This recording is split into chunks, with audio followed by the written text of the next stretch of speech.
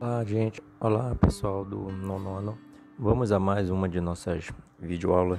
Agora vamos com a crise de 1929, também conhecido como a quebra da Bolsa de Nova York ou Cricket de Nova York. Tem vários nomes. Grande Depressão, enfim, por aí vai. Então, o que foi? Por que no que acarretou a crise de 29? Por que a Bolsa de Valores de Nova York, uma das cidades mais ricas já naquele ano, o que fez com que a Bolsa de Nova York quebrasse? Bem, antes, para vocês entenderem o que aconteceu no ano de 1929, numa quinta-feira de outubro de 1929, a gente precisa primeiro analisar claro, lógico, como eu sempre explico para vocês, os seus antecedentes. Então, vamos analisar o que nós já estudamos. Em 1929, tem 11 anos que acabou a Primeira Guerra Mundial, ok? Como nós sabemos muito bem, como vocês sabem perfeitamente pelo que vocês já leram, pelo que eu já expliquei para vocês, logo que acaba a Primeira Guerra Mundial, o país que vai se tornar a maior potência econômica do momento, logo após o evento, são os Estados Unidos, ok? E pelos motivos que eu incessantemente expliquei para vocês. Os Estados Unidos entram na guerra, mas o país, o território americano não é o palco, o teatro da guerra. Onde vai ocorrer a guerra é principalmente nos países europeus e outros países asiáticos e africanos. Tudo bem? Diante de toda essa situação, os Estados Unidos se tornando uma potência econômica, sua produção indo lá para cima, e a Europa em estardalhaço material, econômico e político, a Europa vai precisar de um bom tempo, de alguns anos, para poder se recuperar. Então, olhem a situação. Na Europa, nós temos os países que estão quebrados financeiramente, politicamente, e do outro lado do oceano nós temos a maior potência econômica, os Estados Unidos, onde suas fábricas, sua produção está de vento em popa, produzindo, criando, vendendo, comercializando, ok? Então, quem é que está vendendo, produzindo? Os Estados Unidos. Quem que está comprando muito? Os países da Europa, ok?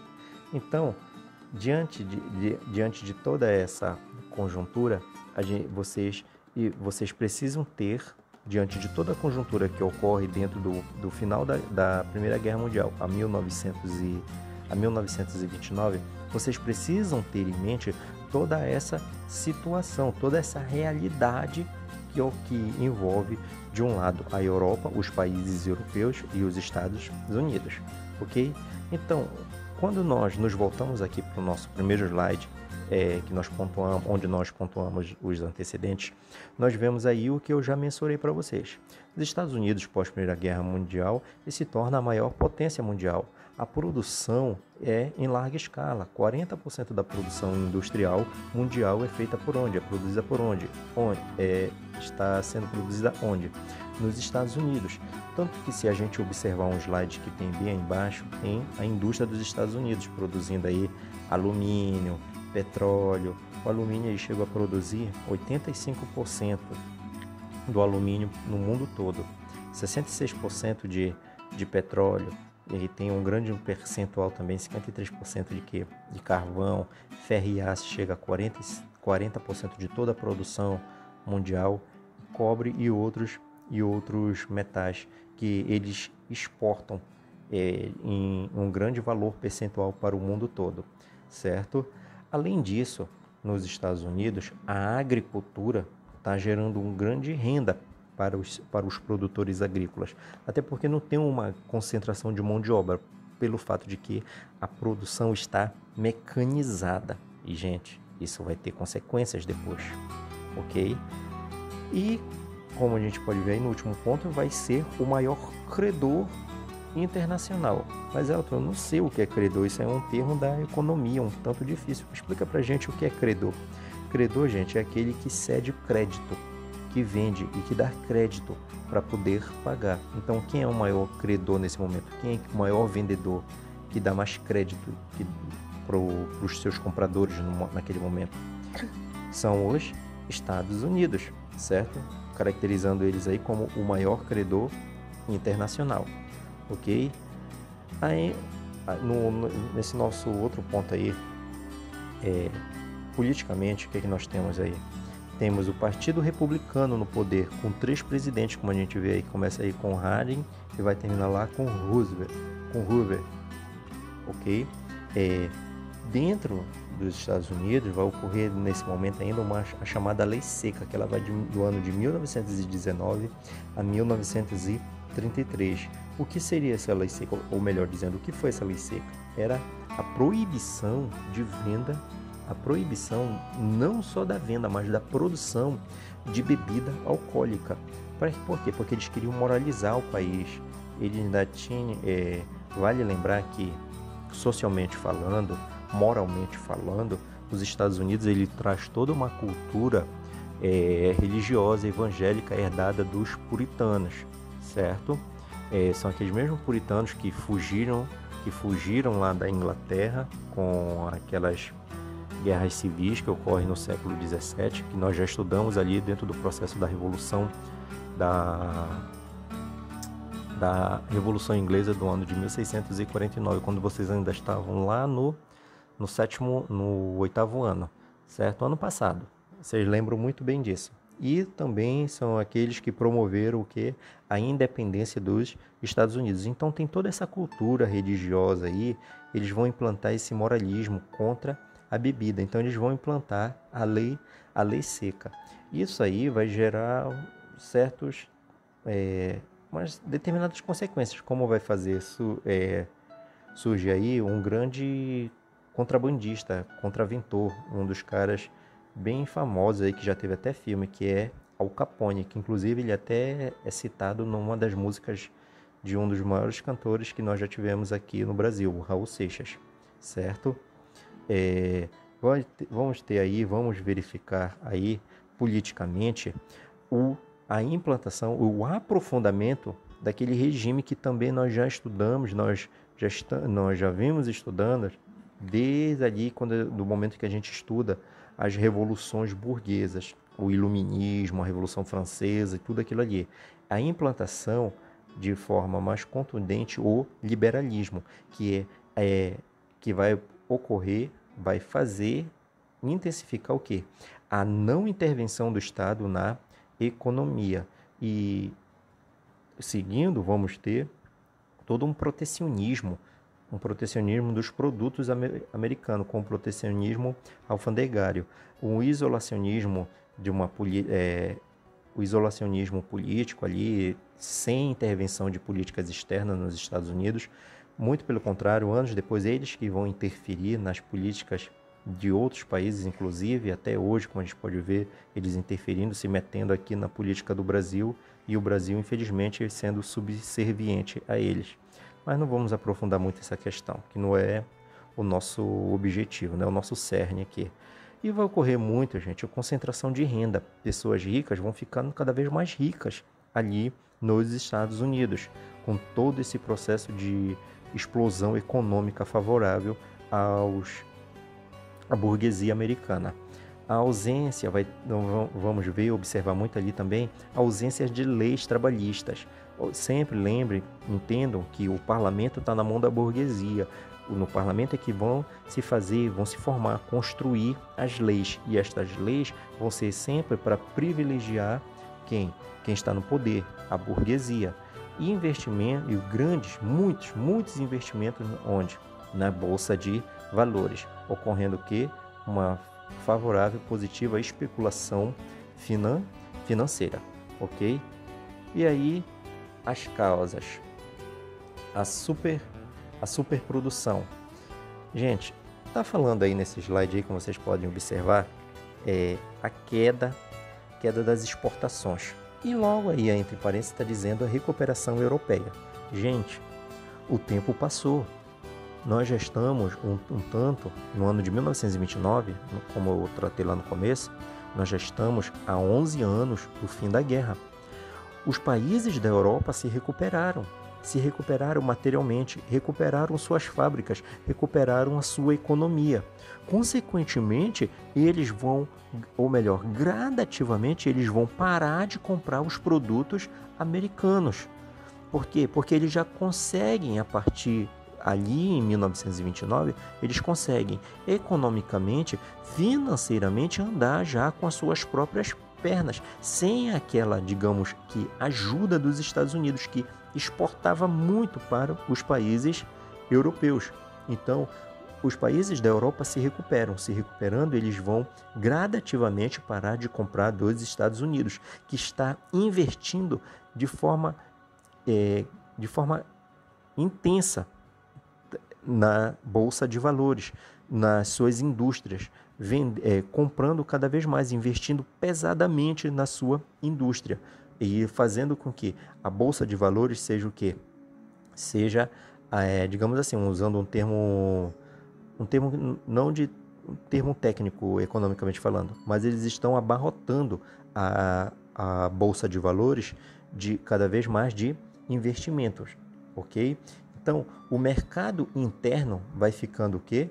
Insuficiente. Por quê? Porque está ocorrendo uma concentração de renda. E aqueles excedentes, os excedentes dos produtos que estão sendo fabricados, eles estão ficando cada vez mais onde? Nos estoques. E o estoque, ele precisa ter um fluxo de entrada e de saída. Um estoque vazio, ele é ruim. Ele é ruim para o dono do estoque, ele é ruim para o comerciante. Por outro lado, um estoque cheio, se o estoque está cheio, significa que ele não está vendendo. E isso é muito ruim também para o comerciante. Se por um lado é ruim o estoque vazio, por outro lado também é ruim o estoque cheio. O estoque precisa todo o tempo estar o quê? Sendo enchido e esvaziado. Significa que o fluxo comercial está fluindo perfeitamente, está fluindo muito bem. Isso aí significa que os comerciantes estão tendo prejuízos. Se está ocorrendo prejuízo, significa que o comércio não está fluindo, não está vendendo. E isso tudo vai causar prejuízo onde? Na indústria. Então, se o comércio não está fluindo, a indústria não está fluindo, também significa que o campo não está indo muito bem. Consequentemente, nós temos o quê? Muitas demissões. Ok? Para quê? Porque os comerciantes, eles precisam conter despesas. Os fabricantes precisam conter despesas. Então, o que eles vão fazer? Demitir. Para quê? Para que eles não paguem salários, não paguem os soldos, fazendo com que tenham a renda cada vez mais ali em suas mãos, contendo despesas. Vai ocorrer novas retrações no mercado interno. O mercado interno vai ter que parar de produzir como produzia antes. Por quê? Porque o mercado externo não está mais comprando como comprava antes, como eu já coloquei aqui para vocês. E dentro disso, o ciclo se repete anualmente, reduzindo os lucros e, o que é pior, as ações das empresas. E as ações das empresas, elas são trabalhadas, estipuladas, avaliadas onde? Na Bolsa de Valores. No caso, a Bolsa de Valores de Nova York. E, diante de toda essa situação, a Europa se levantando, os Estados Unidos não produzindo mais, tendo contenção de despesas, como é que eu posso dizer? Ações de empresas desvalorizando. Tudo isso vai ocorrer que no dia 24 de outubro do ano de 1929, vai ficar marcado na história a Quinta-feira Negra, que é a quebra da Bolsa de Nova York, quando o valor de milhares de ações despencam no mercado. Milhares de ações vão ficar desvalorizadas. Milhares de ações disponibilizadas sem compradores. Por que sem compradores? Quem que vai querer comprar ações sem valor? Ninguém. Então, diante dessa natureza, vai ocorrer a quebra da Bolsa de Nova York, certo? Levando aí a desvalorização total das ações. Tudo bem, gente? Espero que tenha ficado bem entendido, bem explicado até esse momento aí. E as consequências da quebra da Bolsa de Nova York? É o desemprego em massa. Vai chegar o desemprego a 14 milhões somente nos Estados Unidos. Nós estamos falando ainda da quebra na Bolsa dos Estados Unidos, as consequências dentro dos Estados Unidos. Hoje, no Brasil, só para a gente ter uma ideia da situação, a desempregabilidade, o desemprego aqui no Brasil, ele está apontando mais ou menos 12 milhões de desempregados, certo? Ali nos Estados Unidos, naquele momento, chegaram a 14 milhões. E aqui no Brasil, antes desse ano, alguns anos, cerca de mais ou menos 2, 3 anos atrás, nós tivemos também esbarrando em 14 milhões de desempregados aqui no Brasil. Mas enfim, voltando para os Estados Unidos, vai ocorrer as falências generalizadas. 30 mil empresas e 4 mil bancos nos Estados Unidos vão o quê? À falência, certo? E isso tudo aí vai levar à crise do liberalismo. Lembram do liberalismo que eu falei para vocês, que a gente já vem tratando desde lá da revolução, desde lá do iluminismo, das revoluções que ocorreram ali na Europa? Então o liberalismo, aquela ideia de não intervenção no Estado, tudo isso vai cair por terra com a crise, ok? Então, e o que é que vai substituir o liberalismo? Eu vou explicar para vocês aí nos próximos slides, tudo bem? Então, ao ocorrer a crise do liberalismo, crise das democracias parlamentares também lá na Europa. Por quê? Porque a crise vai chegar lá. Tanto que, se a gente lembrar das nossas aulas de nazifascismo, tanto na Alemanha quanto na Itália, e a gente observou que eles sofreram lá, no caso a Alemanha, sofreu com o Tratado de Versalhes, ficou impedido de produzir, de construir fábricas de armas e tudo mais, e ficou com a sua inflação lá em cima. Quando eles estavam se recuperando com o advento ali da República de Weimar, vem a crise de 1929 e faz a Alemanha voltar a mergulhar de novo na sua crise financeira, quando ela só vai se recuperar com o quê? Com a subida de Adolf Hitler ao poder, certo? Então é só para vocês terem em mente e entenderem, fazer essa intertextualidade dos assuntos aí, para entenderem como a crise de Nova York a quebra da Bolsa de Nova York vai chegar até a Europa e vai chegar inclusive aqui no Brasil. Nesse momento, o Brasil ele é o maior exportador de café do mundo e um dos maiores compradores de café do Brasil é justamente os Estados Unidos. Então, se os Estados Unidos está quebrado, não tem mais dinheiro, lógico que eles não vão mais comprar o café do Brasil. Isso aí vai levar ao suicídio dezenas de produtores de café aqui no Brasil. Isso já foi retratado até em minisséries, novelas da Globo e outras novelas, filmes que podem ser retratados. Toda a consequência da quebra da Bolsa de Nova York aqui no Brasil, ok? Como eu falei para vocês, está aí um ponto dizendo aí, isso tudo aí vai levar à ascensão de regimes totalitários, no caso, o nazifascismo, que eu acabei de pontuar para vocês, como eu acabei de pontuar para vocês também, que vai ter a crise do café aqui no Brasil. Em meio a todas essas crises, gente, crise na Europa, crise no Brasil, crise na América do Sul, consequência da quebra da Bolsa de Nova York, só vai ter um país, que não vai sofrer um arranhão financeiro, um arranhão político, um arranhão social em relação à quebra da Bolsa de Nova York. Por que não vai sofrer? Entendam, a quebra da Bolsa de Nova York, assim como a Primeira Guerra Mundial, é um evento capitalista. É um evento capitalista. É um fato histórico capitalista. A União Soviética, que havia se tornado socialista no ano de 1917, coisa que nós já estudamos, aprofundamos e eu não vou mensurar detalhadamente aqui para vocês, vocês sabem que ela se tornou socialista. Se tornando socialista, ela está fora da influência capitalista do mercado. Consequentemente, é muito simples de entender que a crise da Bolsa de Nova York não atinge a União Soviética, até porque ela tem ali, economicamente, o seu plano quinquenal, ok? Então, qual foi o país aí que não sofre, que não vai sofrer com a crise de Nova York?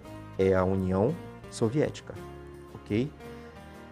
Mas como que os Estados Unidos vai se recuperar? Até hoje, que eu sei, muito embora a China esteja aí no pé deles, os Estados Unidos ainda são a maior potência econômica do mundo.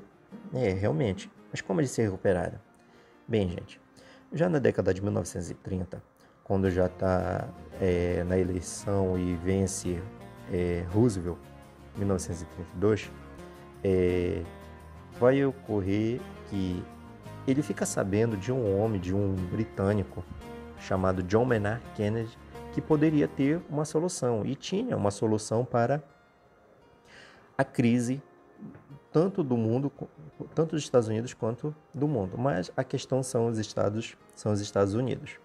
Então, John Maynard Keynes vai influenciar, conversar, reunir com Roosevelt, e vai ficar determinado que aquela não intervenção do Estado na economia vai ter que parar. Vai ter início aí com a inspiração das teorias de John Maynard Keynes, o New Deal, que é a intervenção do Estado na economia. Vai ter que ocorrer o abandono do liberalismo e vai ocorrer aí o neocapitalismo.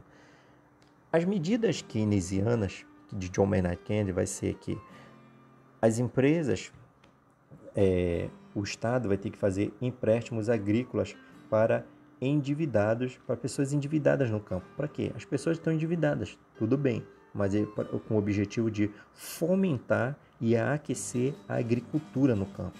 Distribuição de excedentes agrícolas, recuperação de preços e eliminação da superprodução. Destruição. Como assim destruição de excedentes agrícolas? Como assim? Para que serve isso? É que se tem muito, por exemplo, o que aconteceu aqui no Brasil. O Brasil era um grande produtor de café, tinha muito café. Então existe uma lógica no capitalismo, no comércio. Se tem um determinado produto que ele tem muito no mercado, a tendência dele é fazer com que o preço dele abaixe. Se tem pouco desse produto, significa que o preço dele vai ser elevado. Vou explicar melhor isso aqui na nossa realidade. Por exemplo, aqui no Pará, nós somos um grande produtor de açaí, não é? Então, quando chega o período da safra, que tem muito açaí na região, o preço ele tende a baixar. Quando acaba a safra, tudo bem que ainda tem algumas pessoas aqui, outras ali, que com técnicas agrícolas eles conseguem produzir açaí. Conseguem produzir até mesmo açaí o ano inteiro. Tanto que o ano inteiro tem açaí sendo vendido. Só que fora do período de safra, o preço do açaí, quando tem pouco açaí na praça, o preço do açaí vai o que? Lá para cima. E o preço vai lá para cima também pelo fato de que o açaí ele é muito exportado aí para outros estados e até mesmo para outros países. Então o preço tende o que? A subir. Então se tem muito açaí na região, o preço desce. Se tem pouco açaí, o preço sobe, ok? Então o objetivo era nos Estados Unidos era destruir o excedente da produção para que o valor de determinado produto pudesse o que? Aumentar. E aumentando, poderia o que? Fazer com que circulasse com a compra daquele produto mais dinheiro, voltando também a ajudar no aquecimento da economia. A partir do New Deal, com as ideias de Keynes, do Estado keynesiano, melhor dizendo, aquelas leis trabalhistas que eram escassas no Estado liberal, agora eles vão passar a vigorar. Vai surgir as leis trabalhistas. E coisas como seguro-desemprego, aumento no mercado interno também vão surgir. E o John Maynard Keynes ele vai fomentar muito juntamente com Roosevelt, cada vez mais obras públicas. John Maynard Keynes ele vai pregar que se abra nos Estados Unidos um tremendo parque industrial. Se tiver de construir ponte, que construa ponte, prédios públicos, construa prédios públicos, pavimentação de ruas, sim, que se faça. Para que tudo isso? Para que a construção civil para que aquele parque industrial dê cada vez mais emprego, aumentando a empregabilidade que tinha acabado, que tinha aumentado com o quê? Com a crise de 29. Então, quanto mais empregos, mais pessoas têm o seu salário. Tendo mais salário, cada vez mais as pessoas vão poder comprar. E podendo comprar mais, eles vão reaquecer o quê? O comércio. E o comércio produzindo, vendendo, eles vão poder aquecer também a indústria. E a indústria, consequentemente, por sua vez, produzindo, tendo de produzir mais, vai ter também que agregar cada vez mais mão de obra. E assim fica uma engrenagem girando positivamente, certo? E aí, dentro de toda essa situação, eles conseguem tirar os Estados Unidos da crise, ok? Então, isso aí foi a crise de 1929. Foram os seus antecedentes que eu apresentei aqui para vocês, o que levou à crise de 29, assim como eu apresentei também para vocês o que foi a solução, com o surgimento do Estado keynesiano. Ok? Tudo bem? Espero que vocês tenham tido um bom entendimento dessa aula, espero que tenha sido bastante produtiva para vocês, tá certo? E vamos seguindo com o nosso trabalho, com as nossas videoaulas, tá certo, gente? Valeu, até a nossa próxima videoaula.